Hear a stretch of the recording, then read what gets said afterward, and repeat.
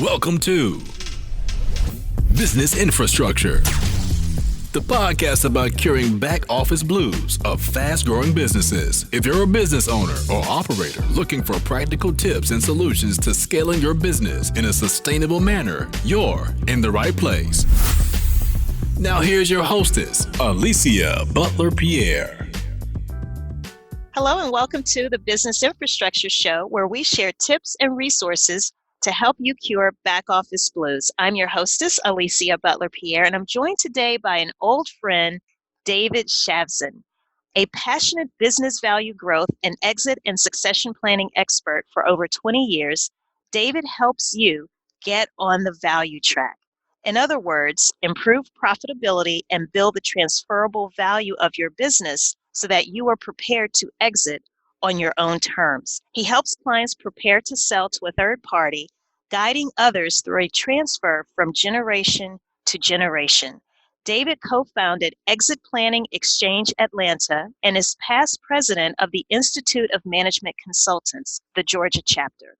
Today, he's going to share with us the one thing we need to know about exit planning. And I've been waiting for months to interview David, so I'm so excited that we're actually about to have this conversation because this is such an important topic. So we're not going to waste any more time. We're going to get right into it. David, welcome to the show. How are you today? Thank you, Alicia. I'm doing well and glad to be here. Awesome. So can you first tell us more about what you do at the Value Track? Yes, absolutely. At its core, we're helping business owners build the value of their company, build the value of really what's their life's work, right? They've put everything into it. And what we try to do is help them maximize that by starting as early as we can in getting them started. And that really drives from the fact that we see too many business owners not focusing on value. Then all of a sudden they're ready to sell and are very disappointed in what that value is when they get a professional read on going to market to sell the company. I think it's so important that you said your life's work. And let me explain what I mean by that. Well over 20 years ago, I received sage advice from an entrepreneur that I have a tremendous amount of respect for. And I'll never forget, he told me, I think I was trying to start some type of a marketing consulting business. This was a long time ago. And he said, Alicia, whatever you do, begin with the end in mind. Know what your exit strategy is going to be. And ever since then, I've heard people use terms like, when you build your company, you have to build it to sell it. But what exactly does it mean, David, to have an exit plan? And in your opinion, what's the one thing we need to know about it? So that's a great lead in the idea of, starting with the end in mind. And that's really, that's a good life lesson, period, right? Business or not. And so what we try to do is really get across the idea that first of all, the exit plan is really part of, it's really integrated, should be integrated into a business plan. Now, too often we find folks that don't have a business plan at all, but they also sort of put off the exit. I think when you hear exit, a lot of people just think that's way down the line and they're focusing, quote unquote, on the day-to-day or I have to make money now, et cetera. And so I'll say this, to your point, we should have a business plan in place. It's something that's flexible and can be changed, but it needs to be there. And really, if you think about it, the first line in the business plan is what's the big long-term goal? And that just ought to be the exit plan. It can change, but we ought to have it down and know where we're headed with every decision that we make each day. So in terms of a plan and knowing where we're going, that's really at the core of it. And then we talk about value and what's the one thing that everyone needs to know. And of course, for a consultant, that's just frustrating because there's so many things that they need to know. But what I'll throw out there is simply understanding business value, right? And the need to start focusing on that, even from the outset when they start the company. And the reason I say business value and really stress it is we tend to think as we get in business, we're focusing on building revenue, of course, even profitability. That's not actually value. When you go to market, there's so much more that goes into understanding the value of the business. And what I always stress and underscore is transferable value. So we tend to think we've built this business for 5 years or 10 years or 20 years, whatever it is. It's our baby. we're growing even, we're doing really well, and we think automatically, therefore we can sell it for a lot of money. And what we find too often is the understanding value is not there typically, and we're too busy and not focused on it. Okay, that's really interesting because going back to building value around your life's work, I think because our businesses, for so many of us listening to this show, because our businesses are our life, and as you said, it is our life's work, it's very difficult to have a conversation about letting that go. Is that something that you run into as you're working with your clients, David? We do, yes. We see a lot, especially the business owners who have been in business, say 10, 20 years. It is their baby. They've created something really, really good, most often what we see. And they're making money, they're doing well, they have gotten through whatever it is they need to take care of on the home front, and kids in college and taking home good money each year. But when we start and talking about exit or transition, just to use a different word, sometimes it's an easier word than exit, which seems so final. There's a lot of emotion in it. They're tied to it. So what we try to do is understand, and it's really the first step in our 7-step process, is to just have a conversation. And a lot of it is around what you're asking about with your question, Alicia.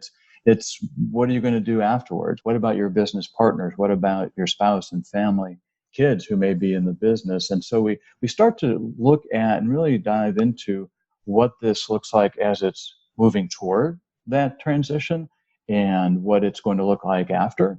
And the other key thing is to get across that there are more ways than one to transition out of the business. People do tend to think, one day I'm going to wake up, we're going to go to the table, give somebody my business, get a check, go home when we're done.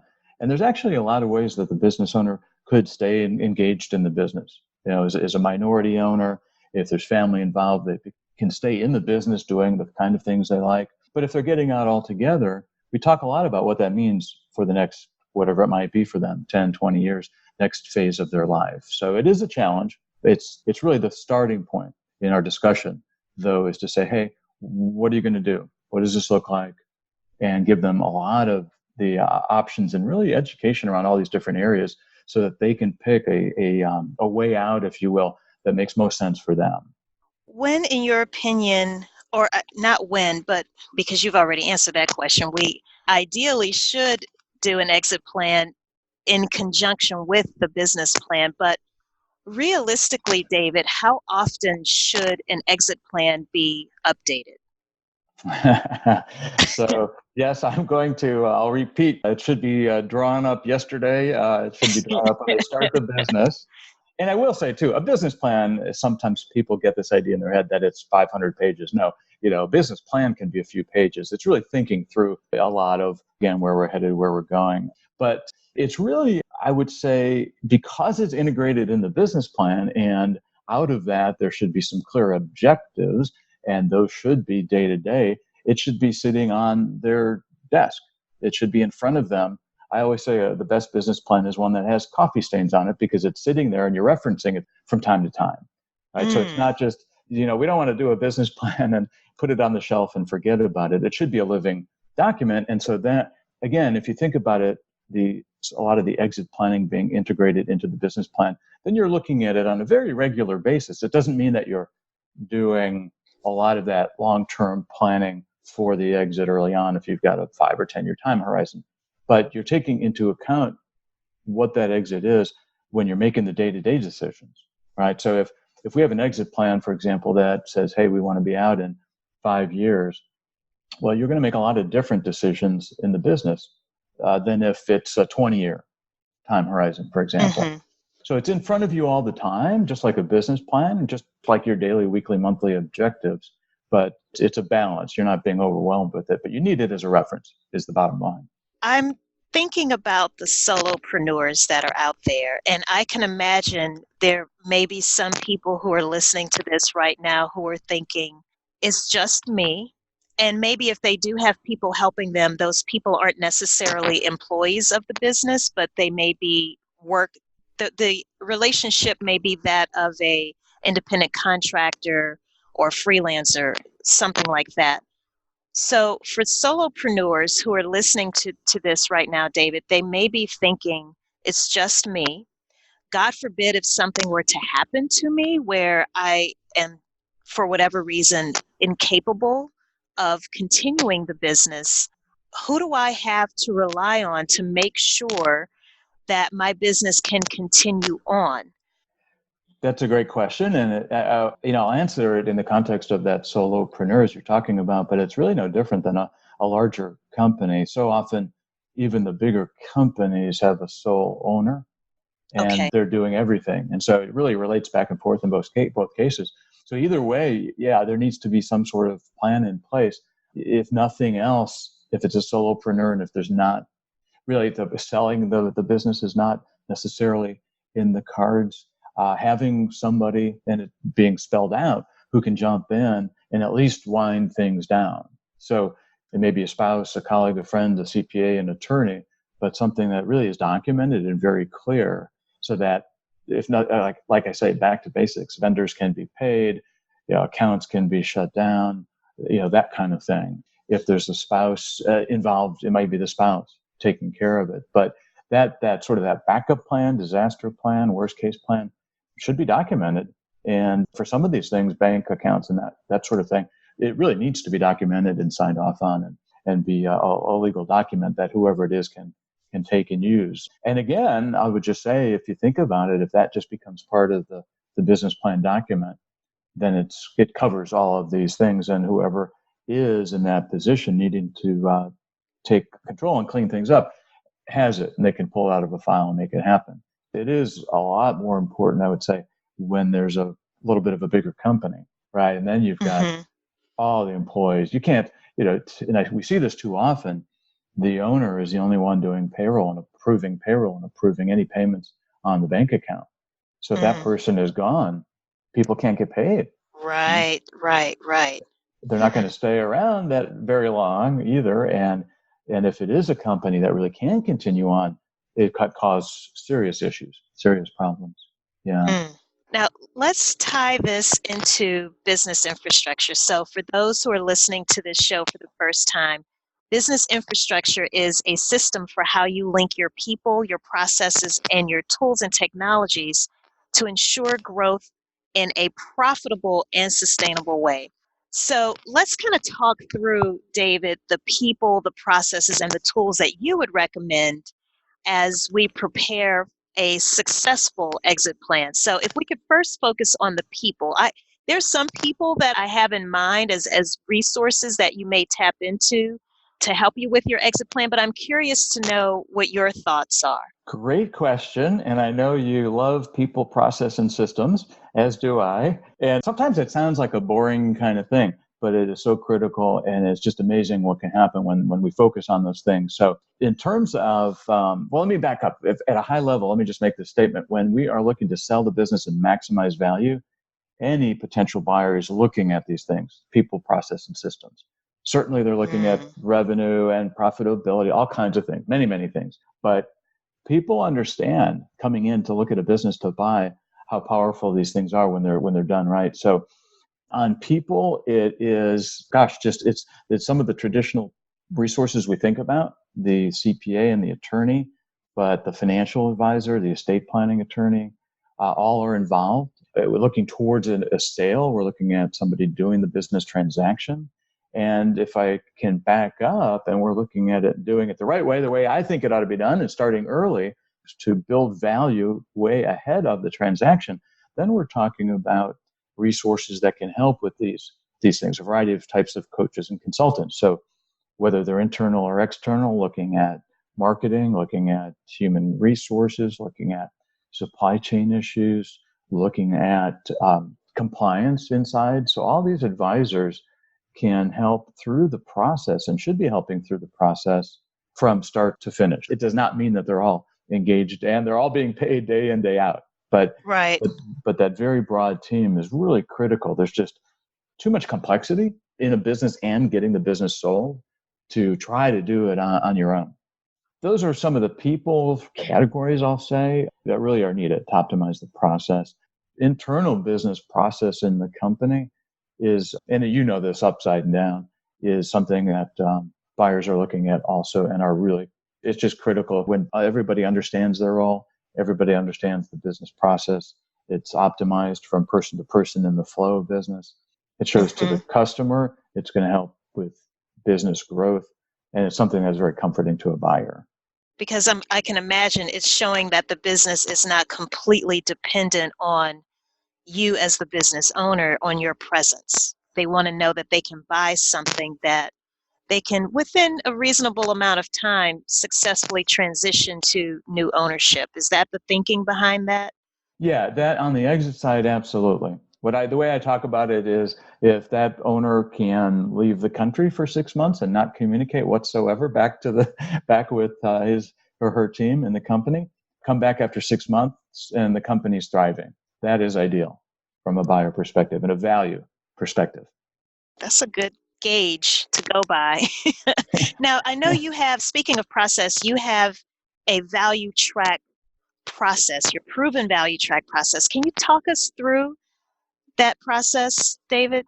Yeah, I'll walk through it quickly. We can get into detail. We've touched on some of it, but the first thing is a conversation, just sitting down and spending a lot of time understanding where our owners are going, where they're at, what their wants, needs are as they look towards exit, that kind of thing. And that helps us structure the rest of the process. We typically will then do an estimate of the value. And that is really to level set everybody, the owner, the family, the management team, and any advisors. We find most often business owners either really don't have any idea what their business is worth, or it's usually higher than it really is worth, frankly. And so we want to get everything level set so we have a good understanding and expectation. And if we know what it's worth today, we can really focus on growing that towards whatever their timeline is for exit. Then we get into that team, that advisory team, and all the folks I mentioned a bit ago, is to have everybody around to go through for advice and having that team really communicating well together among themselves so that they can bring not just the individual advice to the owner, but that collective advice that's been, I'll say, talked through a little bit and get everybody agreeing, not just in a vacuum, but collectively what's best for the owner based on where they're headed. We then want to come in and take a look at the business as if we're buying it. So we literally say we're going to come in and do a due diligence, which means looking at everything going on in the business and identifying those areas where there is either a problem that we can work on and fix or opportunities for growth. So out of that comes basically a work plan.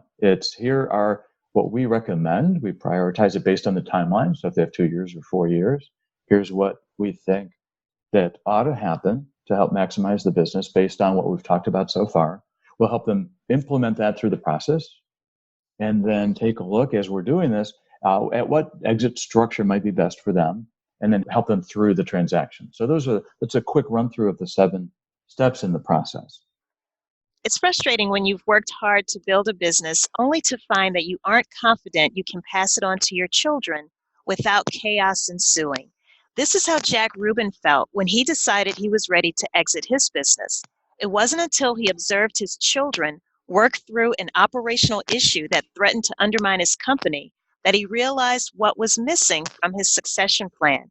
Find out what that was and exactly how his children banded together to solve this major crisis in Chapter 4 of Behind the Facade, How to Structure Company Operations for Sustainable Success. Jack's story might help you understand the value of succession planning even more. Visit BehindTheFacadeBook.com or go to Amazon to get your copy today. David, you were telling us about the one thing we need to know about exit planning and the fact that we need to really understand what value actually is. And in understanding value, also understanding that there are different types of value. And the transferable value is really what the exit plan is really all about. Now, you were sharing with us the different pool of advisors that we would need to tap into in coming up and crafting our exit plan and updating it as the years go on. You were also kind of walking us through your process. Can you now start to share with us some of the tools and other resources that you might recommend that we leverage as we are developing our exit plan? Yeah, definitely. There's a few things I'll note. The first thing I would throw out there really is for business owners who are just thinking about some of these ideas initially, may want to talk with friends who own businesses and who have are either farther along in the process or maybe who have sold a business. There's nothing like the experience of going through it, learning the positives and negatives, the pain and the Mm-hmm. fun. And there's always that. So talking to others who've been through it is great. The next thing I'll mention is in the organization that you mentioned earlier, Alicia, that we founded in Atlanta, the Atlanta chapter of a national group called the Exit Planning Exchange. And if they go to exitplanningexchange.com, it's all spelled out, and click on Owners Academy, there's a lot of resources, articles, blogs, videos that talk about myriad number of topics that we've discussed today in more detail. So there's a lot of learning there. And then I'll just give a shout out to my own website where I've got my blog, and there's all kinds of information there talking through these 7 steps and a lot of the common issues that our clients go through, as well as some client case studies, and that is getonthevaluetrack.com. And click on the blog, and there's a lot there as well. They can actually sign up for the newsletter where we push information out. If you're a smaller business or just getting started, there's support. If you don't have a lot of money, the Small Business Development Center, which is actually a government organization, and that is georgiasbdc.org. And not only is there a lot of information on the website, but there are actually counselors there that you can go in and meet with on different topics. And one of my favorites from way back is a book called The E-Myth by Michael Gerber. And that is a great book, even if you've been in business a while, but especially starting out. It's a very simple, quick read, but it really starts to talk about these concepts of going from just starting, being that expert, that solopreneur, to building a real business. So going from that technician or entrepreneur to being a business owner. It's kind of that idea of eventually working towards being able to take that 6-month vacation and your business is still running. So those are just a handful of things, but just get out, read, talk, ask, and start. I'll leave the resources with this. Start to think about what that exit will be. Just take one step, have one conversation, start to think and plan, look at and understand what value is, and you'll get on the right track. Well, thank you so much, David. Now, I know that you're actually working on a book, right? I am working on a book. Can you tell us a little bit about it? Yeah, I will. I'm laughing because it's we're trying to get through it, and it just keeps getting pushed back a little bit week by week. Yeah, that's how it goes. That's exactly. That's part of the process. It is. It is. We actually have a process, I will say, even if it gets pushed back a little bit. But yeah, the book is good. It really is talking about all these things we've talked about today, and it's just trying to get across the what we're passionate about, and that is helping business owners just learn a little bit more, educate a little bit more, just so they, like I say, they're doing things little bit by little and not scared about the term exit planning or succession planning or sale of the business. So we walk through in more depth the 7 steps that we're talking about, and really, again, trying to get across, I'd say, at the core of it, understanding value, because with that understanding, right, they'll be able to then really focus on optimizing this biggest asset they have, which is the business, and the advisory team, and getting them comfortable with pulling together the right team and people that they're comfortable with early on, so that transition is as smooth as possible.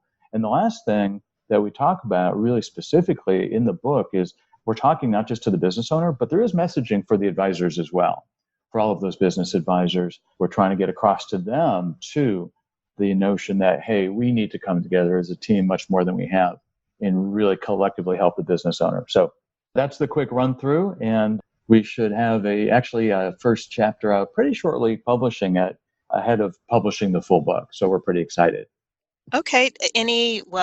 This is probably a really unfair question, but do you have an anticipated date when we could expect to see that first chapter? Oh, for the first chapter, yes, it is an unfair question, but but we should be by the end of August, early September 2019. Okay. I'll keep my eye out for it and just make sure that when the book actually is available, that we'll put a link to it on the website. So, but before we close, I want to clarify two of the organizations that you recommended. So with the Exit Planning Exchange, that isn't a national organization, or is it national or international? Well, actually, it is international. Okay, perfect. Yep. And just to also clarify, the SBDC is also a national organization. And the only reason I brought that up is because we have most of the listeners are outside of the state of Georgia and many outside of the country as well. So I just wanted to make sure that people don't feel excluded. Just know that you can still go to those websites and definitely get assistance that you may be looking for. So, David, this was great. Exit planning, as we all know, is really important. You do have to build to sell. You have to build your company to last also. How can people get in touch with you? They can reach me at david@getonthevaluetrack.com. They can also go to the website and email me off of the website there. And my phone is 770-329-5224.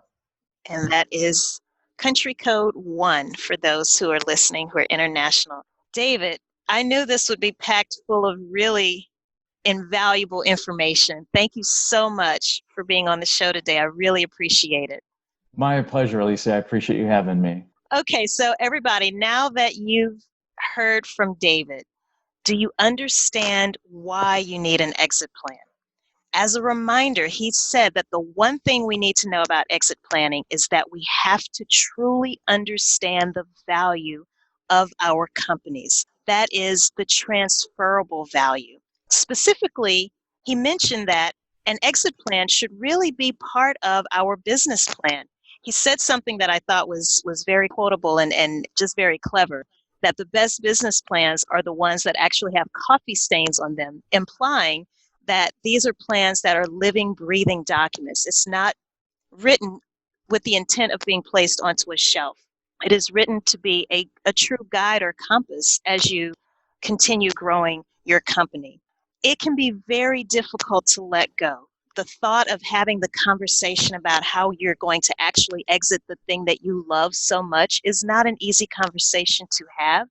But just know that you can rest assured that you will be able to have the business continue without your presence if for whatever reason you are no longer able to be the main leader on a day-to-day basis in your company. David actually also suggested that maybe you use the word transition plan instead of exit planning. Maybe that's a little bit more palatable for you. He also mentioned that there are multiple ways that we can transition our business and that our exit plans should be updated regularly. For solopreneurs, even sole owners of larger small businesses, definitely make sure that you identify someone who can take over in your absence and document that. If you're ready to exit your business, but you're scared to do so because you want to make sure that it will thrive without you, or if you are concerned that you're no longer on track to successfully exit your business on your own terms, I highly recommend you contact David so that he can help you get back on track, the value track that is. The best way to contact him is via email. His email address again is david@getonthevaluetrack.com. You can also email him directly through his website, which is getonthevaluetrack.com. And he also provided his phone number, which is 770-329-5224, and that is with the country code of 1. As a reminder, we will have links to all of the wonderful resources that David shared with us in the show notes at businessinfrastructure.tv. Did you know we have a YouTube channel? Yep, that's right. You can now find this show as well as other how-to videos on YouTube. Just go to businessinfrastructure.tv and look for the link. When you get to our channel, be sure to subscribe and click the notification bell so that you'll know when the next episode airs. Thank you so much for tuning in. And remember, stay focused, be encouraged. This entrepreneurial journey is a marathon and not a sprint. Until the next time. Thank you for listening to Business Infrastructure. the podcast about curing back office blues with Alicia Butler-Pierre. If you like what you've heard, do us a favor and subscribe, leave a rating and review, and more importantly, share with your colleagues and team members who could benefit from the information. Join us next week for another episode of Business Infrastructure with Alicia Butler-Pierre.